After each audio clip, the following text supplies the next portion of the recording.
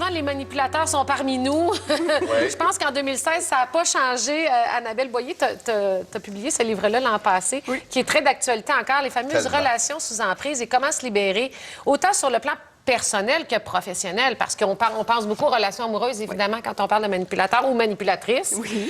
Mais au point de vue professionnel, il y en a dans tous les domaines, dans le fond. Il y en a vraiment partout et ils sont très, très subtils. Ils vont vous aborder. Ils sont excellents. Ils sont excellents. C'est vraiment, c'est fabuleux de les voir aller.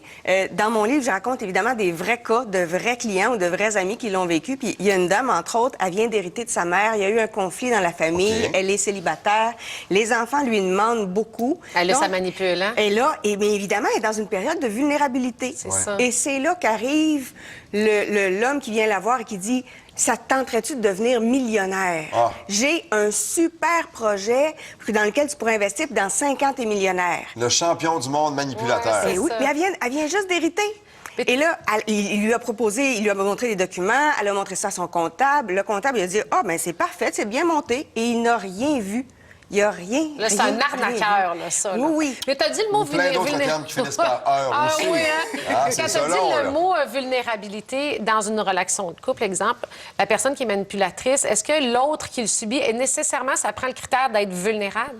Ou tu as du monde très sûr d'elle ou de lui qui peuvent se faire manipuler? C'est monsieur, madame, tout le monde qui peut être manipulé parce que le manipulateur, ce qui le dérange, c'est que le manipulé a quelque chose qu'il veut. Il y a quelque chose d'unique. Ça peut être une qualité, ça peut être le fait qu'il y a un grand réseau, ça peut être de l'argent, ça peut être qu'il est aimé de beaucoup de monde, mais il y a quelque chose que le manipulateur veut et lui, il l'a pas. Et la personne manipulée, ça ne rend pas compte parce qu'elle est en confiance. Parce que tu peux pas imaginer que cette personne-là te ferait ça.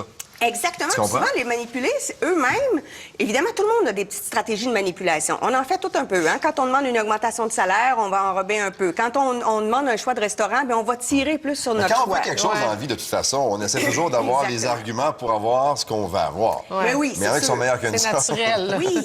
Le manipulateur, le problème, c'est que lui, il le fait. Il va le faire quelque chose, puis il va le faire en sachant que ça va vous causer du tort. C'est sournois, là. C'est sournois.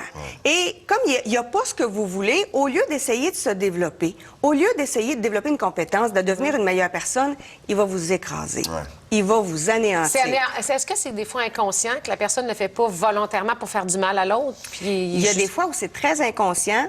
Mais c'est volontaire, dans le sens que la personne veut anéantir, veut détruire, veut lui prendre quelque chose, et elle le veut vraiment, mais ce n'est pas nécessairement conscient. Comment on s'en débarrasse maintenant? Bien, en fait, la première des choses, c'est de s'éloigner du manipulateur. Et ça, c'est le bout le plus difficile. Ben oui. Quand c'est un parent qui est manipulateur et que je dois dire à un client, ben faut que tu coupes les ponts. Avec ta mère ou ton père? Oui, parce que malheureusement, tant qu'on garde le lien, le manipulateur continue sa stratégie. Et même si on le sait, on embarque pareil dans la roue. Là. Et même quand on s'éloigne, le manipulateur, il est rendu dans notre tête. Il n'y a plus besoin d'être à côté de nous. On l'entend parler, on se rappelle de ses commentaires, on fait une niaiserie, puis on se dit « Ah, niaiseuse ». Le manipulateur n'a pas besoin de nous le dire, on vient de se le dire nous-mêmes. Exactement. Donc, il faut couper les ponts, il faut se donner des garde-fous. Parce que souvent, même quand on coupe les ponts, on se met à douter. D'un coup que c'était mon âme sœur, puis que c'est moi qui ai une résistance à l'engagement. D'un coup que c'était vraiment le partenaire d'affaires qu'il me fallait, puis qui m'aurait vraiment rendu millionnaire, mais que c'est moi qui ne fais pas confiance. Et là, on se dit, je devrais peut-être l'appeler. On se met à douter. C'est épouvantable. Donc, il faut se faire confiance. Il faut se faire confiance, puis il faut vraiment se donner des garde-fous pour que quand on a envie de l'appeler, quand on a envie d'y écrire, il faut se référer à quelqu'un d'autre. C'est le même principe que quand on est dans les AA ou quand on veut arrêter de fumer, il y a des petits rushs de quelques minutes, là. Qui sont normaux. Qui sont normaux, mais dans ce temps-là, il faut évidemment trouver des moyens pour ne pas rentrer en contact avec l'individu. Si on n'est pas là-dedans, comment on fait pour les voir de loin et ne pas embarquer, justement, malgré nous, dans une relation amoureuse ou professionnelle avec un manipulateur? Il faut savoir que le manipulateur, c'est sûr qu'il veut vous prendre quelque chose, mais il va trouver un angle, il va trouver une faille, il va trouver un besoin que vous avez qui n'est pas comblé. Vous avez des problèmes financiers, vous rêvez d'avoir plus d'argent, il va prendre cet angle-là.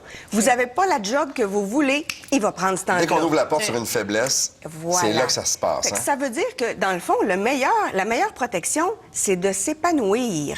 C'est de devenir la meilleure personne, de réaliser ses rêves. Plus vous réalisez vos rêves, plus vous vous épanouissez, moins vous avez de chances d'être manipulé parce que le manipulateur ne sera pas capable de trouver d'emprise. Ça va être peine perdue, il va passer à un autre appel. Ben oui, parce qu'évidemment, il va choisir quelqu'un qui pense que ça va lui demander le moindre effort. C'est bon. Hey, merci, c'est vraiment intéressant. On va lire ça, Relations sous emprise d'Annabelle Boyer. Plein de trucs pour les identifier, ces gens-là.